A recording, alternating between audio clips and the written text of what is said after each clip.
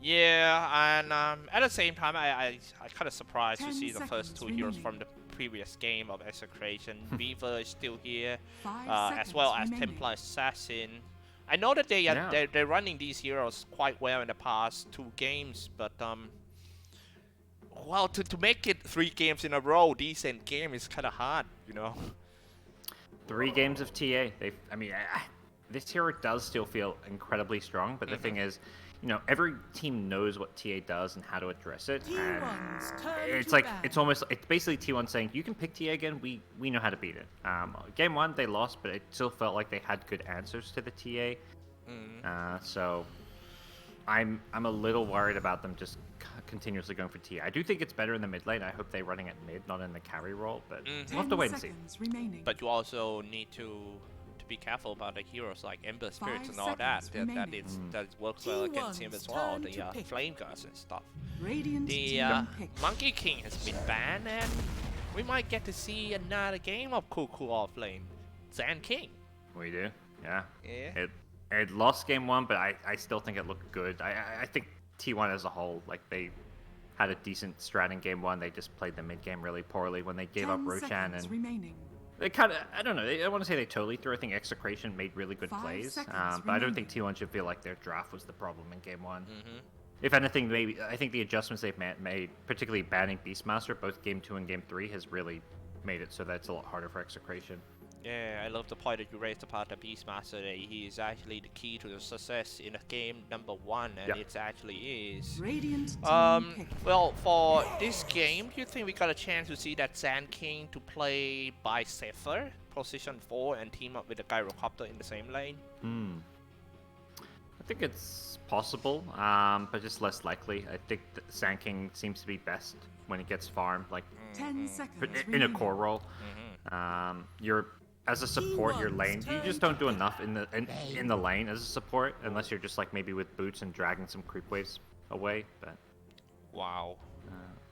okay, It's- they get the It looks bang. like Execration draft is right out of the textbook. All Yeah. the meta heroes are right Radiant here. team Templar back. Sin, Mars, and Bane. Bane is the most picked. Mars and Bane is actually the most picked hero in this tournament. 47 times. Both of them, 47 times. But the win rates are kind of different. Bane has around 65% win seconds rate, remaining. while Mars got 53% win rate. So anyway, It's a good win rate. seconds yeah. Oh, the Bat Rider is here, man. Yeah, I don't know if Ooh. it's Cuckoo. I think Carl is probably playing at mid against the TA, or at least they can flex it. T1's But turn to probably ban. Sand King and Batrider are going to be like the mid and the Radiant off team laner back. in some order. But right now, Execration is going to have to decide, do we send TA mid or safe lane? I think the problem is both T1's Sand King turn and to Batrider, they're ban. both tough matchups for TA. Like that's where T1 are. Like Yeah. they were like, okay, you're going to pick TA. We're going to pick 2 heroes that Good are against tough you. to lane into. Yeah, yeah. Yeah, all the damage over time is just killing TA so bad. Last game, 10 it was, seconds well, I remaining. can say it's a tragedy of Templar Assassin in the first 10 minutes of the 5 game being seconds remaining. expelled away from the lane from the Undying and also Spirit Siphon. Man, we'll have to see again if he wanna play it as a position 1 and gotta deal with the Bat Rider. We'll see what comes out now. Both teams just banning carries. I think Radiant somewhat rightfully team so. pick. We'll see where this Gyrocopter actually ends up. May just be getting played as support. Last one. Now finally they got some a proper disable like Bane, Fiend Grips, 10 and seconds Mars, remaining. Arena of Blood. So that's gonna be no teleportation seconds and remaining. run away easy this Yeah. time around for Team T1. Still waiting for their last hero, which is going to be, I know it could T1's be. turn to pick. Faceless Void. Okay. Ooh. Just going back for these heroes that can disable through BKB. That was like part of their success in game 1. Having Beastmaster and Bane, BKB piercing disables, and this time around they go back for the Bane. Beastmaster's banned, so they're like, okay, let's get Void. 10 seconds Looks like Void will remaining. be carry while TA plays mid. And I kind of mentioned this as well. I like the Five TA better in the seconds mid lane. remaining. the Batrider's a tough matchup, but it's one of those matchups where it's like it's kind of skill based where the TA can still do fine if you just don't get outplayed. And often the Batrider will feel pressured to go for these kills and will try and dive you under the tower, so you can maybe outplay him or have someone like a Bane TP in and save your life plus kill the Batrider. So it's not like guaranteed the TA is going to lose this mid lane against Batrider. And brother, do you really like this Faceless Void last pick?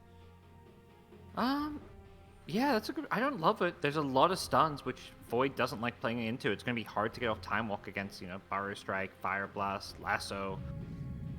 It does feel like a tricky game for the Void. Now select your Oh, and now they throw a tiny... Again, another hero with stuns and also burst damage. So, like, getting Time Walk off just feels very unreliable here. Yeah, and I just in my point of view, for the according to the Faceless Void pick, I kind of feels like I am the kind of guy who loves to have the Faceless Void, then follow up with some strong nuke. Let's say, for example, like the Outworld Devourer, dropping some Sanity Eclipse, something like that.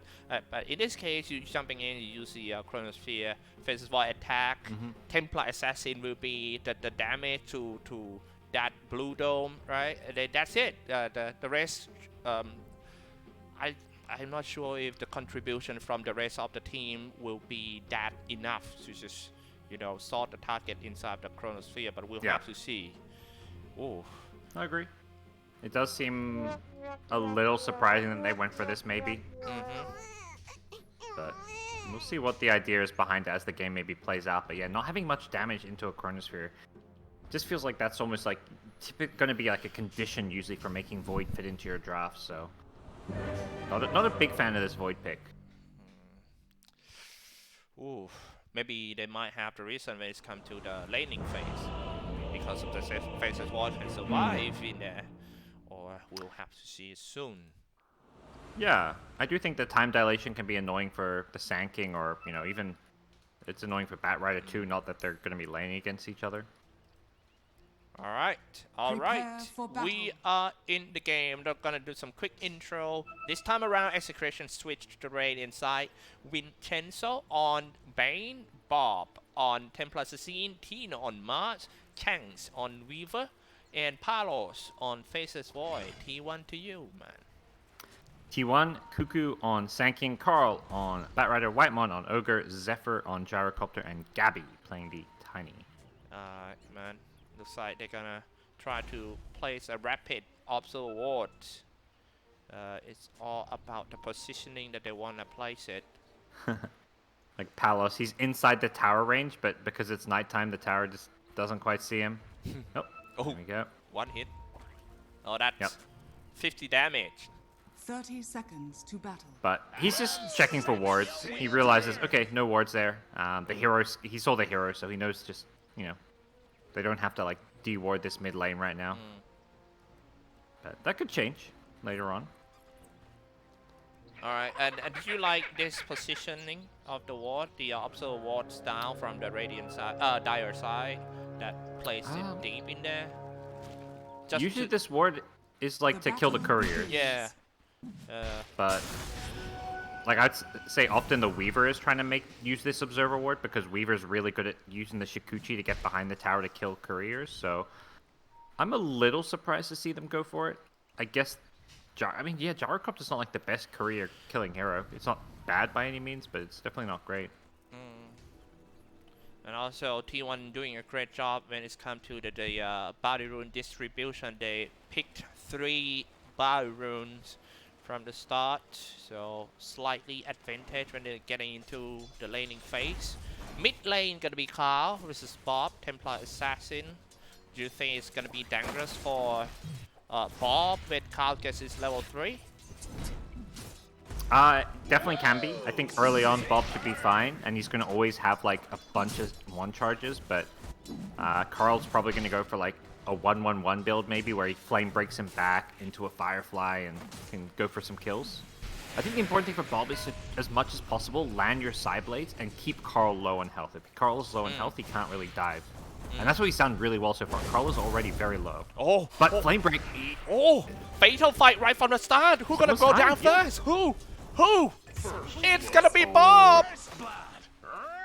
Yeah, I thought level 3. Turns out Carl's like, I'm just doing this level 2. He suicides his Walt for the Wow. free heal. That's really smart. Atomic suicider. Yeah. Well, I hate this kind of moment. You know, I have to, like I always say, I have to split my eyes into 3. Watching every lane because every single lane's got the potential to kills. We didn't even know that the mid lane gonna kill this early. So right now, man. All right, on You top. got the first blood. Pressure's off now, you know? Yeah. There's a lot of pressure You off. can miss the other kills. Yes. Top lane, I'm not gonna miss this one. I think it's gonna be. Oh, that's so close. Gappy so low. Was hit by the bar. I would say this mid lane suddenly looking really bad for TA. Like, it's pushed to the other side of the river, and the further the wave is away from your tower, the worse it is. And one of the changes was these towers were actually pushed back. So I think Batrider mid has actually gotten buffed because of the tower placement changes. Ah, yeah. The fact you can chase, as Batrider, you just want to be able to chase heroes. So Yeah. you don't want to chase into tower. You want to chase just away from towers. So I think Batrider is an even better Going counter in TA. playing. Oh. Man, I totally understandable for it. Oh, the Bo Firefly. going in again. You got level 4? Oh my God, disaster. Oh, wow. That was Yeah, this mid lane's. That was so good that you raised the point of the tower being pushed back. It's just perfect for the Batrider on the dire side. And man, I kind of understand that Bob. You know, you get into and trying to farm, you get hit by the sticky napalm, and then you can die any second. But at the same time, you just have to farm as well. Yeah, this is rough. He's gonna have to go like jungle early on or something. Carl's gonna free farm, get super fast boots of travel. I think you need to make some kind of rotation where you get him to dive your tower and TP him. But the problem is he's getting these kills without diving the tower. Yeah. Usually the Batrider to get kills has to dive tower. Like he gets 10 napalm, uses Firefly. Again? He's going in again. Yeah. Oh, come on, This man. the TP is there, but Okay. it's not to kill him. You ideally want to TP in against Batrider to like get a kill. This TP just saves the TA's life. Yeah, Carl's hipping him. He's like, good job, you TP'd in to save him, but that kind of screwed you over yourself. Like, that's Yeah. not helping. Because at the bottom Execration. lane, it's going to be quite hard for Palos, leaving Yeah. without his buddy there. Free farming, Free I farm would for say. Cuckoo. Yeah, for Cuckoo on top. It's still a pretty okay Radiant's lane for courier both has been sides, killed. but look at that. Safer playing a position for Gyrocopter. Radiant's Moving in, structures burrows right for the first time. Gyrocopter sending in some magic missile. Yeah, this Palos is going to be really sad down here. Oh! Sanking is so good against these melee heroes. Yeah, look at that. They're gonna dive in behind the tower. Didn't even care. Templar Assassin need to break it out a little bit. What's the plan here? There's no Bane, and they see the Bane with their ward. They know Bane can't. And that's the other thing. Bane TP's mid. You only have that one TP scroll. Yeah.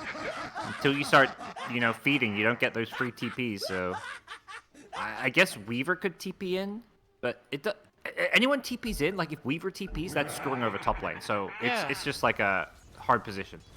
This is. I still don't know how they're gonna fix this problem. Looks to be a really major one. And now they're gonna dive in on that Palos. They didn't. Oh, they're playing it very disciplined. Yeah, if they drew tower aggro and with Bane there, I think it goes badly. Bane has level 3, so level 2 brain saps a lot of damage. So I think it was smart not to go for that kill. Carl going super mid lane. aggressive on that mob, bouncing back with a frame break and just gonna burn him down with a Firefly. Spamming Nice sticky lasso. napalm. Jank's joining the team fight, but I don't think Jank can just save anyone around here. Yeah. Even used lasso for half a second. Not even. It was like 0.1 second lasso. Just to make sure maybe he canceled an attack to keep himself alive. So how are they gonna fix this? I think TA just has to jungle. I don't think there's any like immediate. There's no short-term fix. Like this TA is just kind of screwed. Like she's gonna try farm one more wave mid, but level 4 to the level 6 of Batrider. Looking ugly this mid lane. Yeah, man, Batrider. And I think all the tiny things that the T1 made from the start is just right as well. But hey, At least Execration gonna get some kill backs. They need to give the kill to Bob, but it's okay. At least a kill is a kill. Indeed. They've got to take what they can get at this point. Yes. I think they're going to need Tino to kind of show up on his Mars. He's got a lot of farm. He's only just at level 5, which is fine. Like, he's doing decent. But his Mars is the one that's doing the best and probably going to have to start getting active once he has level 6. I think that's still some way out for Templar Assassin. If from now on he farming safe A on top. Looks like Tino getting gone on. He's gonna get triple teamed. Whitemon throwing some ignite on him, and Zephyr just activated the rocket barrage. And he's out. To the bottom lane, Cuckoo playing with a very high confidence. The way that he plays Sand right now is just makes him miss the ice. Perhaps a bit too much confidence. Yes. Oh my. They bring in the double supports with a dust and make sure they get that kill, but space created. you know, space created. Uh-oh, Bob. They have the ward. Oh Carl's my, come on. Oh no. Frame break it back. Into the Firefly. Killing spree already. That's it? Ooh, okay. Level 8 for Carl. Man, he showed no mercy. I think Carl is the best mid-bat rider in SEA. I don't know about the best bat rider period, but when it comes to these mid... I've seen him play mid-bat rider a few times. I've seen Yopaj play it. I've seen a lot of these SEA mids play it. Carl is the best. Oh man, yeah, his snowball very bad. And also another bad news, Tino falls on top. Gappy finish him off. Yeah. That one hurts. Yeah. Yeah. Bob is level 6 at Radiant's least, top but... tower is under attack. It's getting closer. Boots of travels already for Carl. Do you think gonna go straight for a Black King bar or just get a Blink Dagger first? The BKB, there's a lot of things that deal with BKB. Oh no, Bob. He was so aggressive. He see Bob, he turned on Firefly immediately. And this was... I was about to say, I think what Execration need to do is have Palos come and Chronosphere this Bat Rider. That's why he TP's in there, because I think the play to get back in is to bait the TA and have Void TP in and Chronosphere Bat Rider, but Carl saw it coming. That he's already out of there by the time the Void is close enough to Chronosphere, and he never seems to be overcommitting on this Bat Rider. Just his only death was an intentional death. Yeah, this is basically he's 4-0. Yeah, the first attempt to take down a Gappy on top, even commit Arena of Blood on it, but Gappy, well, he's high HP, he just teleport away right after all the disable spells. Smart man. TP saves lives. I mean, if Execration managed to win this one, it's going to be a very sweet revenge for Palos in the end, for sure. Yeah, and the goal between the two teams at the top, you know, it's pretty even. It's not like T1 have completely... Yeah. This is the closest laning stage we have yet. At the same time, Carl is just getting killed off. Oh wow, that Carl, yeah. And then he waited for the very last second before Tino teleported away, and then she used a flaming lasso to drag him back. He's high-fiving his tower, you know, he's having a good time. He's a bad man. Yes. He's a bad man, just destroying Execration so far. Radiant's bottom tower is under attack. Alright, 3-7 game score the first 10 minutes. Yay! Strike back! Bob, first kill on that Zephyr. Okay. They're gonna get some monetary out of that. Yeah, he was blocking some camps, it looks like, but meanwhile, losing other heroes. Yep. We were dying up top. Still, even though the killing score looking very good for Team T1, but if you take a look at the net worth, it's the gap is still pretty close to each other. Yeah, overall gold not too one-sided, although, you know, a lot of the gold on the core heroes is pretty T1 favorite. And I do worry, like, things are going to start to get bad once an item or two comes up, like the Tiny... I guess the Tiny's not going to fight super early, but like the Bat Rider and Sand King, when they get double blinks, they're going to be going for... constantly looking for kills. Wow, and Sand King going for the Vanguard first. Let's see how tanky he is. Sand King, Vanguard, getting double team, triple team. I think he's gonna go down. And then what? He's not even going down. He went for his teammates. He stalled so long. and then he releases Epicenter. He's still there, he's 1972, and he's still alive, that Cuckoo! It was Team Execration to get wiped out for the first time. That's the Vanguard in action. Yeah! You know? It was just enough help. Like, Dota, I think Dota players just are so good at feeling things. Oh, mid lane, Carl. Yeah. This would be such a good kill to get. A big The one. body block! The Oh, illusion! no. Oh, he still dies. Yeah. He actually stopped Bob from attacking him with the illusion micro. Yeah. That was so good from Carl. Even though he dies in the end there, like, watching him micro that illusion to Radiant stop Bob structures are from hitting him was so impressive.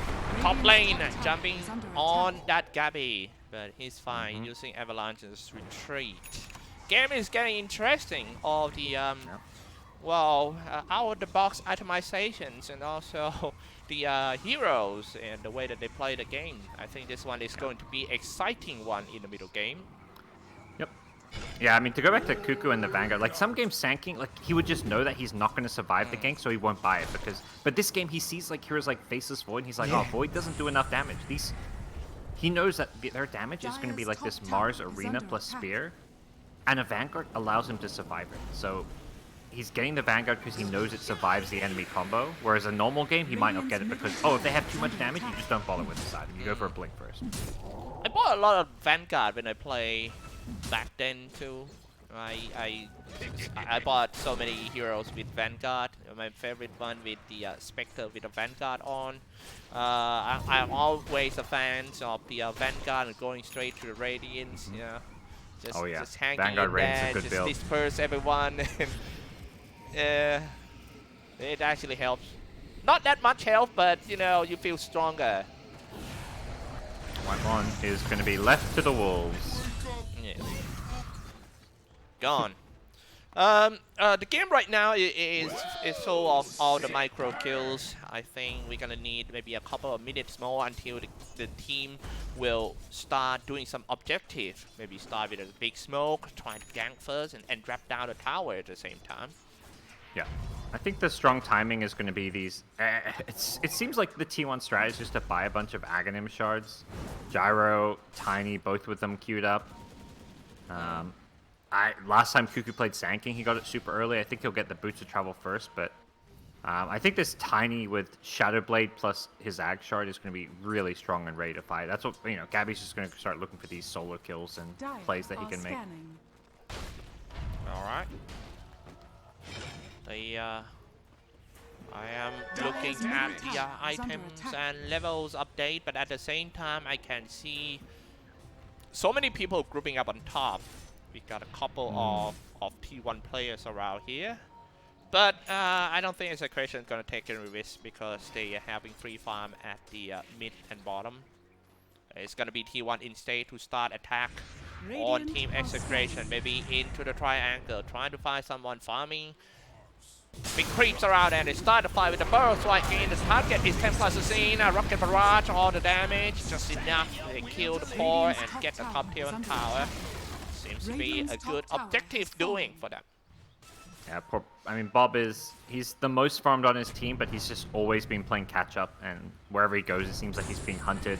And that really just speaks to, you know, he's done a good job catching up with as much farm as possible, but his team is struggling. He can't be a playmaker because he's behind on farm. And just because he's playing TA, it's his hero that wants to farm. I kind of like Bob when he played the Ember Spirit though. I mean, he's playing it so well. You mentioned the word playmaker. I think it's just exactly that word, the playmaker, when he's on the Ember. He's doing okay in the lane. At least he's not losing that much. But and then once he hit his timing, then he start roaming around left and right, fly remnant, burn people with the flame guard. He contributed more to the team than this kind of damage dealer. But maybe the team just want some long-term entrance. So it seems like they're kind of stubborn. Like, they won game 1 with TA, and even though they lost game 2, I think they've just decided that TA is like this OP hero that they have to pick. But the reason T1 keeps giving them TA is because T1 feel confident they can beat it. They've shown, I think, all 3 games they have answers for it. Even though game 1 was a loss, it wasn't like TA looked OP that game, so Yeah. I do think they're overvaluing TA. Yeah, I kind of like the idea that you propose that it's actually the fact that the key is the Beastmaster. T1 knows since game 1, and then without the Beastmaster, they feels okay with TA, and it's just reflecting to the game results. Yep. But there is big team fight. Tino on Mars, Palos on Void, Chronosphere, Arena, on Weaver. Oh, he time-lapsed into a Tiny, so he's going to still go down. But if they can get this team fight to, like, land, like, they need to hit these Arenas and Chronos, like, things could go okay for them. Again, the problem goes back a bit to the draft. They don't have good damage in the Chronosphere.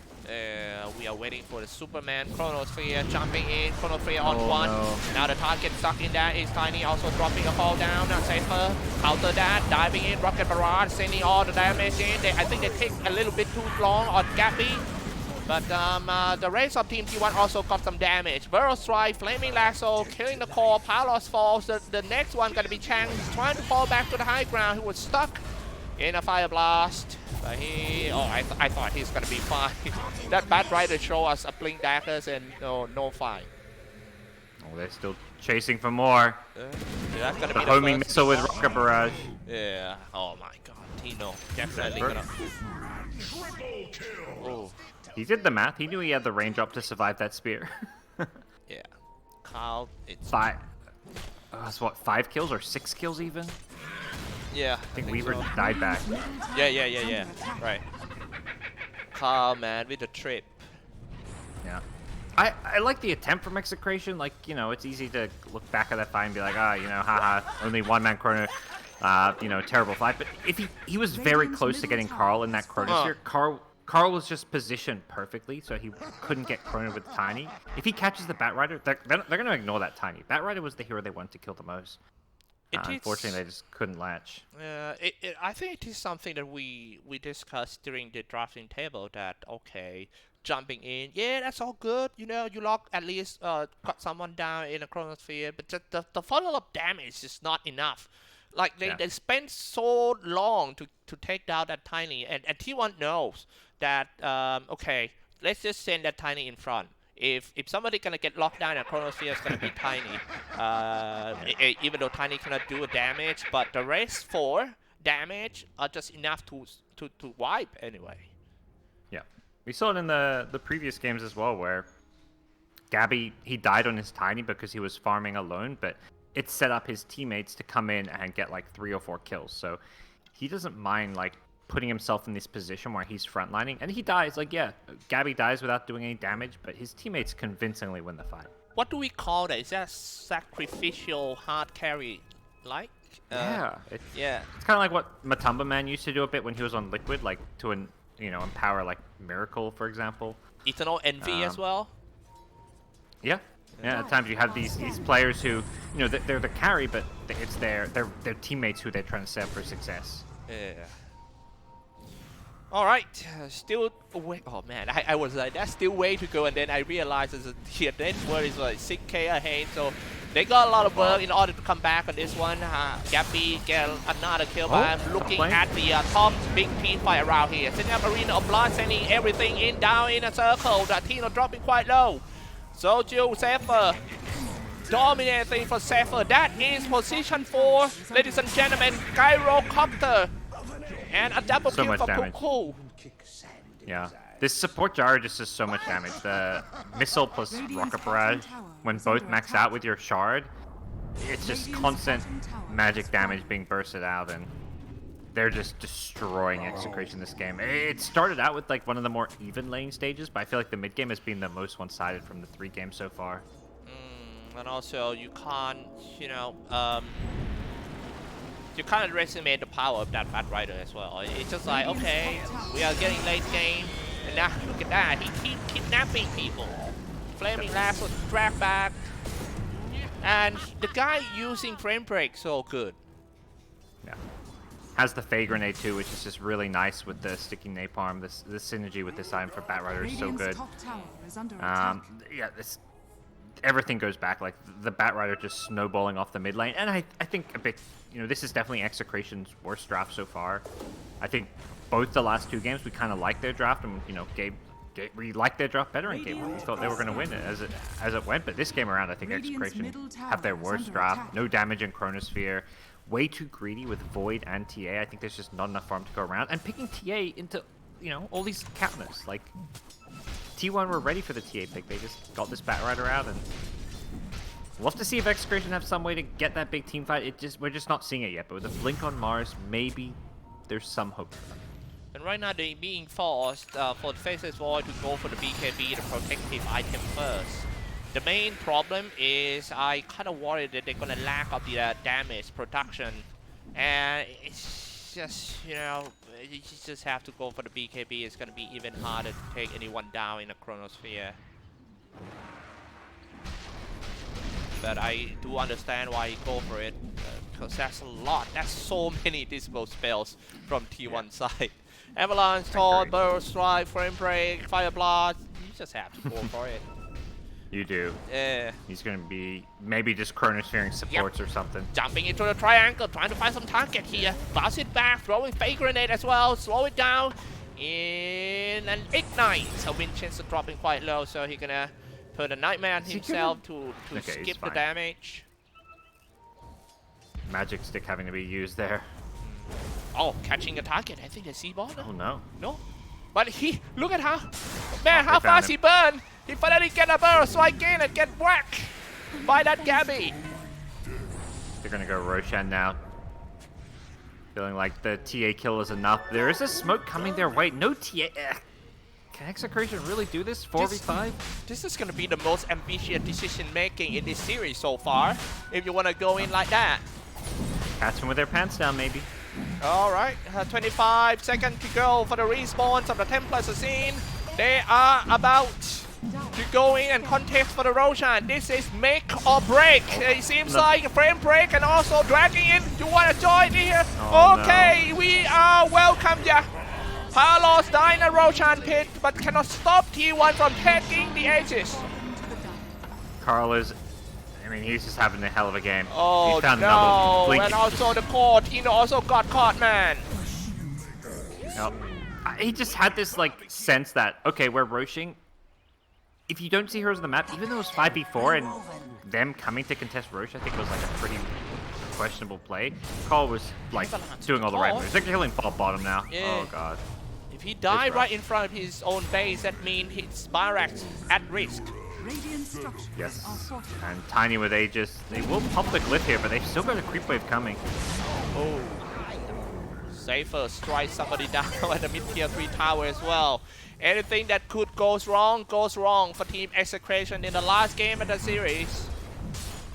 They won the first game, but they're about to lose 2 in a row in the elimination series. Burst strike in, dealing decent damage to the Faceless Void, Avalanche and the Tor. That is position 1. He needs to buy back immediately. I'm gonna leave you guys with the buyback status.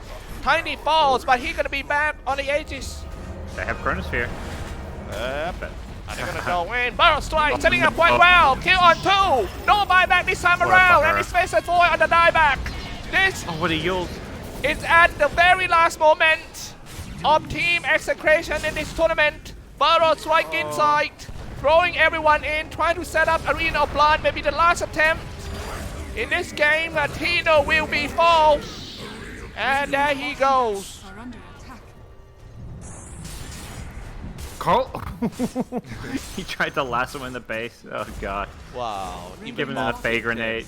Yeah, he's just having some fun. He's like, give me the high five. Where are you guys at? Uh-oh. Buy back into the spear. Xyclopz himself, they're so mad at the Batrider. Carl's teammates are just like, oh, good throws, mate, good throws. I like that Tino buys back there just to spear him in. He's like, you can't let him, demoralize you in your fountain. That's even if Execration loses this game, and I'm pretty sure they're going to lose this game. Yeah, they got the moral victory there, by killing the Batrider. That's a good point, because I think these two teams gonna face each other in so many various tournaments. No. So yeah, they it's like when the OG's in your fountain killing you. If you can kill them in your fountain, even if you lose the game, it is worth it, because you can't let them kill you again and again in your family. You gotta say no. You gotta draw a line somewhere. Yeah, man, and it's kind of even funny when they have the explanation for that later. Wow, review. Next one. All right, they keep killing one by one. They got everything under control. They are the first 7 racks. All they need to do is just try to push and break another 2. They are on the high ground, but hey, well, don't underestimate. I mean, if you keep going reckless like that, there might be some turning point somewhere. Yeah.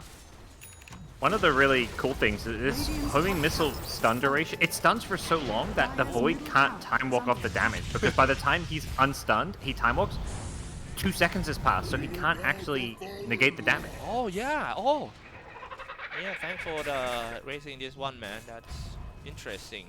Longer than the time walk duration, so yeah, you're back at the same place, bro. He takes 500 damage. Like, oh, time walk this off, doesn't work. He still takes the 500 damage or so. Alright, trying to go out. Vincenzo try to deward so they can gain the control of the area back at the triangle. Without that control over the triangle, it's going to be super hard for them to come out and farm mid and top. Every time they come out, this kind of thing going to happen. Chang is running away from the missile. And, oh my dear, he was hit by it. Frame break, bounce it back, burst strike gain. Unstoppable for Zephyr. Do you think that this gyrocopter gonna be a thing? I mean, post 4 gyrocopter? Dire are scanning. It seems like I'm seeing a lot of gyro picks and banned. The magic damage with this 4/4 build, and the fact like you get this homing missile stun talent, the stun duration is just so long. Like on homing missile, that it feels like this hero is actually legitimate as a support. Alright, seems to be the season where the gyrocopter is going to establish himself back into the scene again. Might get to just see. in a different way. I remember back then, like 5 or 6 years ago, I cast for you, and then almost every day I have to announce call down at least maybe 20-30 times a day. Call down! Yeah. Call down! Yeah. Dire's bottom tower is All under day I attack. remember back then it was the Radiant's helicopter top era. tower is under attack. If you wanted to be lazy, you just get the voice recording, and every time it's used, just play the voice clip. Yeah, This- with some pad, press Yeah. a button. All right. yeah. You can save your voice for the heroes that don't get picked every game. All right. Man, Jara has an ethereal blade now. They're running out of the out towers. It's a matter of time now. I don't think T1 is going to wait until the next ages. They might try to move earlier. And that's a whole team smokes. Trying to catch Bob, Dire's but bottom Bob tower is under attack. got away.